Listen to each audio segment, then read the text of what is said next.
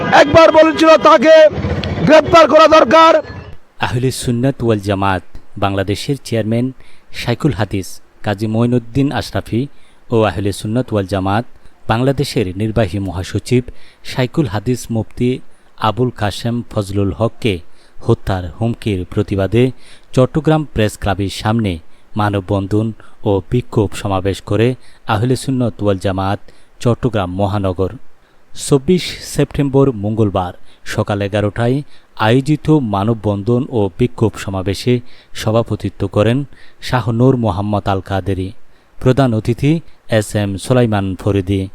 এছাড়াও বক্তব্য রাখেন মহিবুল হাসান চৌধুরী, সৈয়দ আবুল আজম, মোস্তফা নুরী, হাবিব মোস্তফা সিদ্দিকী, রিদওয়ান আলম, নাসির উদ্দিন মাহমুদ, মোবারক হোসাইন, মাওলানা হোসাইন রেজা প্রমুখ। বললাম যে আমরা চাই এই শান্তিপ্রিয় মুসলমান যাতে শান্তিভাবে বসবাস করতে পারে সেদিকে আপনারা নজর রাখবেন। হবে আমরা অরাজকতা চাই না, আমরা চাই বাংলাদেশ স্বাধীনভাবে মানুষ বসবাস করুক, শান্তিতে মানুষ দিন কাটুক, সেই প্রত্যাশা রাখি। এবং জনতার উত্তাল জনতার গণপিটুনি বেড়ে যাচ্ছে এবং বিচার বহির্ভূত হত্যা বেড়ে যাচ্ছে। এটা আরও বেড়ে যাবে যদি এভাবে বিভিন্ন হুমকি দামকি আছে এবং আহলে সুন্নাত ওয়াল জামাতের মান্যবর যারা এই দেশের বড় আলেম তাদেরকে যদি এভাবে হত্যার হুমকি আসে